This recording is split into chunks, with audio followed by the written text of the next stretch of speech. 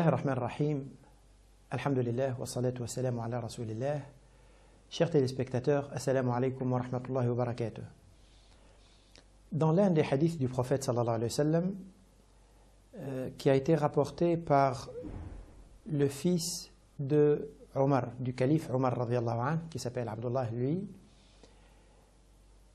le fils donc de Sayyidina Omar, Abdullah, avait un jour un agneau à égorger, et alors qu'il avait quelqu'un chez lui qui était en train de le dépouiller, dès qu'il a fini, il lui a dit: écoute, va voir notre voisin, le juif qui est à côté de chez nous, pour lui dépouiller également son agneau. Il y avait quelqu'un qui était avec eux, qui regarde le compagnon Abdullah ibn Omar, lui dit: comment tu vas rendre service à un juif? Et là, Abdullah ibn Omar, le compagnon, lui dit: j'ai entendu le prophète sallallahu alayhi wa sallam nous rappeler les droits du voisin, jusqu'au point que j'ai senti ou j'ai pensé qu'il allait lui donner le droit à l'héritage. Et donc, pour le compagnon Abdullah ibn Omar, il pensait qu'il a compris le hadith s'appliquer à tous les voisins, quelle que soit leur foi, quelle que soit leur conviction, leur religion, du moment qu'ils sont des voisins. Dans ce hadith-là, on voit d'abord jusqu'à quel point les compagnons du prophète sallallahu alayhi wa sallam étaient dans cet esprit de chercher à s'inspirer de ce que le prophète sallallahu alayhi wa sallam faisait et de l'appliquer à la lettre pratiquement. Donc, Abdullah radiyallahu anhu, il a gardé en tête ce hadith, et puis dans la vie de tous les jours, il pensait que chaque fois qu'il y avait un geste à faire vis-à-vis de ses voisins, pour lui c'était un réflexe tout à fait normal. Cette attitude d'ailleurs des compagnons qui faisaient tout pour obéir au prophète sallallahu alayhi wa sallam, prendre soin de ses recommandations, était d'ailleurs une constante dans la vie des compagnons. Il y avait un autre compagnon qui s'appelle Abu Dharr radiyallahu anhu, et qui, un jour, le prophète sallallahu alayhi wa sallam, il lui a présenté un domestique. À l'époque, les domestiques se vendaient et s'achetaient, et donc il lui avait donné. Il lui a dit: prends soin de lui. Et il l'a quitté, ils se sont quittés. Puis quelques jours après, le prophète sallallahu alayhi wa sallam croise le compagnon Abu Dharr et lui dit: alors, comment va le domestique? Il lui dit: je lui ai rendu sa liberté, je l'ai affranchi, puisque tu m'as dit de prendre soin de lui, donc je l'ai affranchi, je n'ai pas trouvé mieux à faire pour lui que ça. Et donc, pour lui, il a renoncé à quelque chose qui pouvait lui être utile, rien que pour mettre en application ce conseil du prophète sallallahu alayhi wa sallam. Sayyida Aïcha, la femme du prophète sallallahu alayhi wa sallam, disait une fois que le prophète sallallahu alayhi wa sallam, en marchant dans l'une des rues de Médine, il avait croisé le père de Aïcha, Abu Bakr radiyallahu anhu, qui avait aussi un domestique. Il avait fait quelque chose de mal, et il était tellement en colère contre lui qu'il était en train de l'insulter dans la rue. Et le prophète sallallahu alayhi wa sallam, passant à côté de lui, le voir le traiter de cette manière-là, il lui dit: Siddiq, c'était le surnom de Abu Bakr, le véridique. Un véridique, et pourtant il insulte et il maudit, c'est incompatible. Et puis il continue son chemin. Abu Bakr radiyallahu anhu, en entendant ça, il dit au prophète sallallahu alayhi wa sallam: je jure que je ne reviendrai plus jamais à ça, et il décide d'affranchir et de rendre la liberté à son domestique. Donc ça nous montre, comme j'ai dit,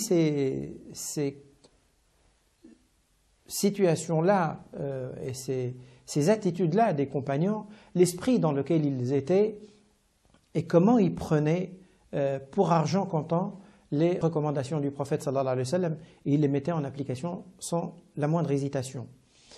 Un enseignement important également qu'on peut tirer de ce hadith, le hadith qui parle donc du voisin, du droit des voisins, c'est la nature de la société que le prophète sallallahu alayhi wa sallam est venu pour édifier. Quelle est la société que l'islam veut amener les gens à fonder? C'est une société solidaire, solide, d'entraide, d'attention, où les gens sont très proches les uns des autres. C'est ça la société que l'islam veut fonder. Ce n'est pas juste une société dans laquelle il y a quelques mosquées ou même quelques centaines de mosquées où on entend l'appel à la prière et on fait la prière. Ou même s'il n'y a pas de mosquée, ce n'est pas une société où il y a uniquement la prière dans l'esprit des gens, dans les habitudes des gens, mais c'est plutôt une société qui, sur le plan humain, dans le domaine des relations entre les gens, est une société très solide, très solidaire, très forte, très rapprochée, et où il y a des relations humaines très fortes. D'ailleurs, dans ce sens-là, le prophète sallallahu alayhi wa sallam avait dit un jour que « Laysa al-mu'min billadhi yashba' wa jaruhu ja'a » Le croyant n'est pas quelqu'un qui est de nature à dormir rassasié alors qu'il sait qu'un voisin à côté de chez lui n'a pas de quoi manger. Il ne peut pas se permettre de manger à sa faim et il ne peut pas le vivre la conscience tranquille s'il sait qu'à côté de lui, il y a un voisin qui n'a pas quoi mettre sous la dent ni quoi manger. Saïda Aïcha radhiyallahu anha elle-même disait un jour au prophète sallallahu alayhi wa sallam, elle lui dit « Ya Rasulallah, ô messager de Dieu, j'ai deux voisins à qui je préfère des deux si j'ai quelque chose à donner à l'un des deux et que je peux donner qu'à l'un des deux. » Et le prophète sallallahu alayhi wa sallam lui répond en disant « Ila aqrabihima baban » Donne à celui dont la porte est plus proche de toi, à celui qui est plus proche de toi. Aussi, un autre hadith de Abu Dharr encore, lorsque un jour le prophète sallallahu alayhi wa sallam lui a dit « Ya Abu Dharr, ô Abu Dharr, lorsque tu te trouves à préparer une soupe à manger, eh bien, n'hésite pas à augmenter un peu la quantité d'eau, la sauce en quelque sorte, que tu mets dans cette soupe pour faire en sorte que la quantité soit un peu plus importante. Et puis regarde autour de toi, tes voisins, y a-t-il quelqu'un qui serait dans le besoin ou qui n'a pas de quoi manger? Le petit enfant du prophète sallallahu alayhi wa sallam, Al-Hassan, le fils de Sayyida Fatima radhiyallahu anha, le fils de Ali ibn Abi Talib radhiyallahu anha, était interrogé un jour sur le voisin et les droits du voisin. Il a dit que le voisinage va jusqu'au 40e voisin en face de chez vous, 40 voisins derrière chez vous, 40 à droite et 40 à gauche. C'est pour dire que le cercle de voisinage et de solidarité et puis de relations qui doit se créer autour du musulman doit être large à ce point-là. Ça rompt certainement avec malheureusement l'esprit individualiste dans lequel on voit autour de nous, qui fait que les voisins de palier se limitent au maximum à un échange de salutations, des fois superficielles. Le prophète sallallahu alayhi wa sallam met le musulman dans cette logique d'ouverture vis-à-vis des autres, de prendre soin et être attentif des autres.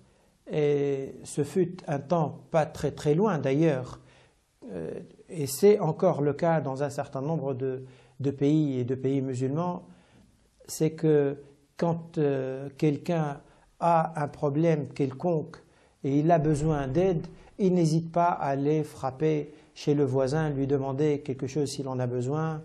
Si en pleine nuit, il a besoin d'emmener quelqu'un de sa famille à l'hôpital et il sait que son voisin a une voiture, il n'hésiterait pas à aller lui demander, et le voisin lui-même n'hésite pas à le faire, il le fait parce qu'il le prend comme un devoir et comme étant quelque chose de normal.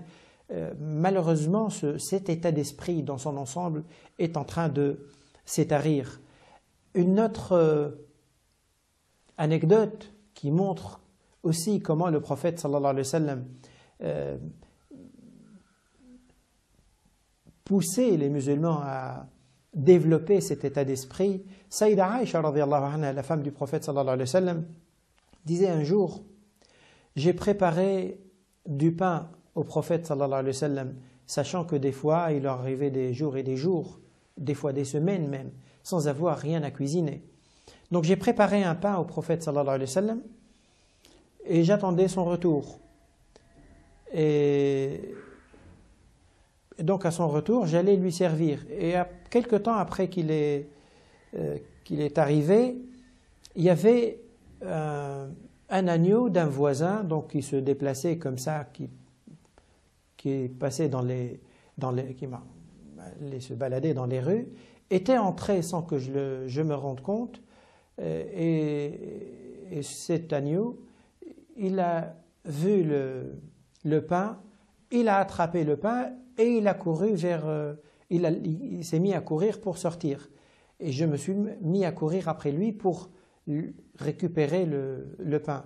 Et là, le prophète sallallahu alayhi wa sallam lui me dit: prends ce qui reste du pain et ne fais pas mal aux moutons de ton voisin. C'est-à-dire que il est attentif à ce point-là. Pourtant, on peut dire que cet animal, il vient de l'extérieur, il est en train de nuire, et malgré ça, le prophète sallallahu alayhi wa sallam rappelle à sa femme le droit de voisinage à ce point.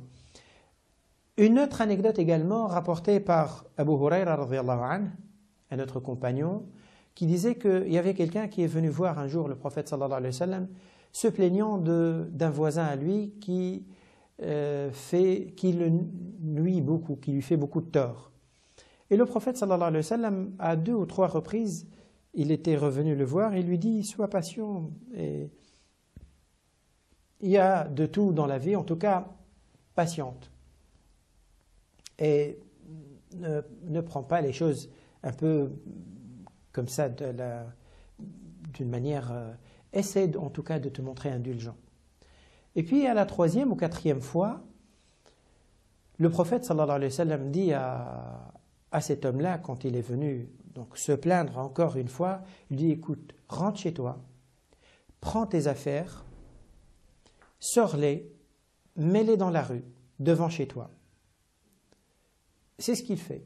Il rentre chez lui, il prend une bonne partie de ses affaires et il les met sur un tas comme ça dans la rue. Et il est resté à côté de ses affaires. Puis chaque fois qu'il y a des gens qui passaient, il lui demandait qu'est-ce qu'il a, pourquoi ses affaires sont-elles dehors. Il leur disait que j'ai des problèmes avec mon voisin et j'étais voir le prophète sallallahu alayhi wa sallam et c'est lui qui m'a dit de mettre mes affaires dehors. Et donc la rumeur a couru et le voisin a appris que son voisin est en train de se plaindre de lui. Il sort de chez lui en courant, allant le voir pour lui dire: écoute, s'il te plaît, fais rentrer tes affaires et je te promets qu'à partir d'aujourd'hui, je ne te nuirai plus jamais, je ne te ferai en tout cas plus de mal. Le prophète sallallahu alayhi wa sallam veillait par différents moyens et avec beaucoup de pédagogie à faire en sorte que les liens des musulmans soient forts. Les liens, pas seulement des musulmans, les liens dans la société soient forts entre au niveau des voisins, au niveau de